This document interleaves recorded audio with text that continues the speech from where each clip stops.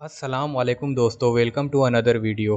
दोस्तों, भारत में नेता इलेक्शंस में बिजी हैं, मीडिया उन नेताओं की चापलूसी में बिजी है, बुद्धिमान लोग कमाने और घर गृहस्थी चलाने में बिजी हैं, वहीं भक्त लोग समाज में दहशत फैलाने में बिजी हैं। सब लोग अपने अपने कामों में बिजी हैं, बट जुल्म के खिलाफ आवाज़ कोई नहीं उठा रहा है। और कुछ लोग आवाज़ उठाते भी हैं तो उन्हें कह दिया जाता है कि हिंदू मुस्लिम मत करो। तो अगर जुल्म के खिलाफ आवाज़ उठाना हिंदू मुस्लिम करना है तो मैं करूँगा। अगर इस बात से किसी को दिक्कत होती है तो फिर मुझे उससे कुछ लेना देना नहीं है, क्योंकि दोस्तों इंडिया में 15 दिन के अंदर अब तक 10 ऐसे केसेस हो चुके हैं जिनमें गरीब मुसलमानों की लिंचिंग करने की कोशिश हुई है। और उन गरीब मुसलमानों की लिंचिंग का वीडियो वायरल होने के बाद पुलिस ने एक्शन लिया है। तो दोस्तों, मेरे आवाज़ उठाने से और मेरे जैसे कुछ लोगों को आवाज़ उठाने से पुलिस एक्शन में आती है और गरीब मुसलमानों को न्याय मिलता है, तो फिर इससे बड़ी खुशी की बात क्या हो सकती है। तो आज का वीडियो भी इसी के ऊपर है।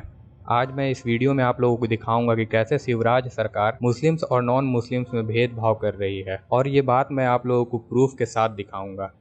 तो दोस्तों, इंडिया में बीते 15 दिन के अंदर मुसलमानों के ऊपर करीब करीब 10 लिंचिंग के केसेज हुए हैं, और इन 10 केसेज में 5 केसेज एमपी में हुए हैं। आप लोगों को पांचों केसेज के नाम बारी बारी से मैं गिनवा देता हूं। पहला जो केस हुआ था वो चूड़ी वाले के साथ हुआ था, दूसरा केस कबाड़ी वाले के साथ हुआ था, तीसरा केस टोस्ट बिस्किट बेचने वाले के साथ हुआ, चौथा पानी पूरी बेचने वाले के साथ हुआ, और पांचवा केस जो हुआ वो बैटरी चोरी का इल्जाम लगा करके एक मुस्लिम शख्स को बेरहमी से पीटा गया। और इतनी बेरहमी के साथ उस शख्स को पीटा गया कि उसका वीडियो देख करके ही दिलों में खौफ पैदा हो रहा है। जाहिर सी बात है कि आप लोग ये बात सोच रहे होंगे कि बैटरी चोरी वाले मामले में जिस शख्स की पिटाई हुई है वहां पर कोई भी हिंदू मुस्लिम एंगल नहीं था। अगर आप लोगों की सोच ये है तो आप एकदम सरासर गलत हैं, क्योंकि आपकी स्क्रीन पर आज तक न्यूज चैनल का एक रिपोर्ट है। इस रिपोर्ट की हेडलाइन में साफ साफ लिखा हुआ है, फिर सरेआम पिटाई, गिड़गिड़ाता रहा शख्स, मध्य प्रदेश के रीवा के वीडियो पर बवाल। और इसके नीचे जो लिखा हुआ है उसको 2 लाइन में पढ़ करके आप लोगों को सुनाता हूँ। इसमें लिखा हुआ है कि मध्य प्रदेश के रीवा में एक शख्स पर चोरी का इल्जाम लगा और फिर नाम पूछने के बाद उसे सरेराह इतना पीटा गया कि देख करके ही दहशत होती है। एक आदमी के पीठ को पायदान बना दिया गया है और पीटने वाले जानवर हो गए हैं। तो मैंने इस रिपोर्ट में से 2-4 लाइनें आप लोगों को पढ़ करके सुनाया,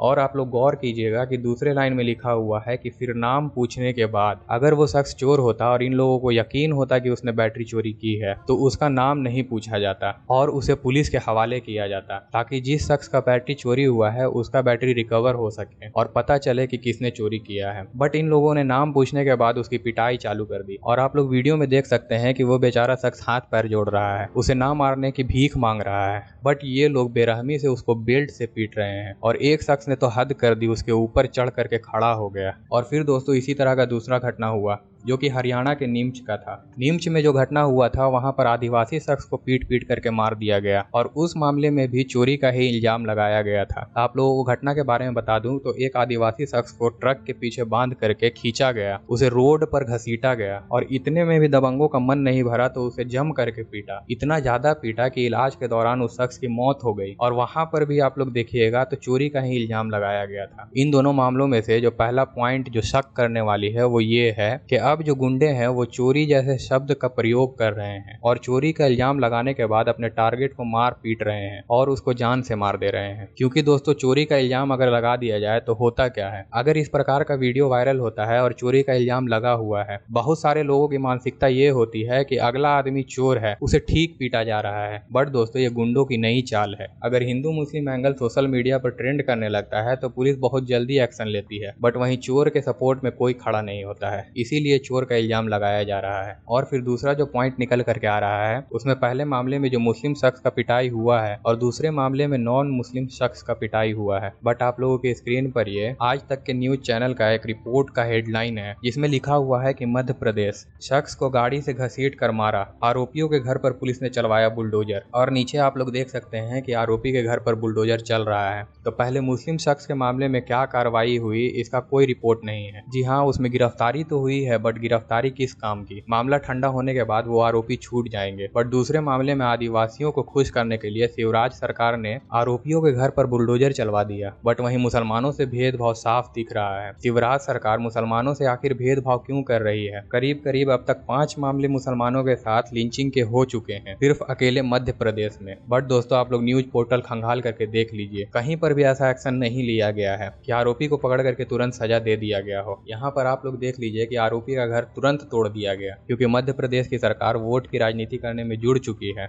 और उन्होंने काम शुरू कर दिया है। वो सिर्फ आदिवासियों को खुश करने के लिए ये काम कर रहे हैं। जाहिर सी बात है कि अधिकतर मुस्लिम बीजेपी को वोट नहीं करती है और ये बात शिवराज और शिवराज की पार्टी बीजेपी भली भांति जानती है। कि आप लोग इस बात को समझ लीजिए कि कैसे वोट की राजनीति होती है। और फिर इस वीडियो का तीसरा और लास्ट पॉइंट ये है कि आरोपी के घर को क्यों तोड़ा गया। इसमें आरोपी के घर वालों का क्या कसूर था, आरोपी के बीवी बच्चे या बुजुर्गों का क्या कसूर था कि उनका घर तोड़ दिया गया। और चलिए ये बात भी सच हो सकती है कि आरोपी का घर अवैध था, या फिर ये बात सच है तो फिर शिवराज सिंह चौहान की सरकार अब तक कहाँ थी। क्या उन्हें अब तक ये नहीं दिखा था कि अवैध कब्जा करके घर बनाया गया है। बट सडनली जब आदिवासी शख्स पर जुल्म होता है तब शिवराज सिंह चौहान की पुलिस को पता चलता है कि आरोपी का घर अवैध है। तो यहाँ पर साफ साफ दिख रहा है दोस्तों कि एमपी की सरकार बस आदिवासियों को खुश करने के लिए इंस्टेंट एक्शन लेकर के बस दिखाना चाहती है। और अगर वही पीड़ित मुसलमान शख्स है तो फिर उस पर कोई इंस्टेंट एक्शन लेने की जरूरत नहीं है। ऐसा मुझे लगता है कि एमपी की सरकार सोचती है। आप लोगों को क्या लगता है कमेंट करके जरूर बताइएगा। और दोस्तों जुल्म किसी के साथ हो, शख्स मुस्लिम हो या फिर नॉन मुस्लिम हो, आदिवासी हो, दलित हो या फिर कोई और हो, जुल्म के खिलाफ हमेशा आवाज उठाता रहूंगा।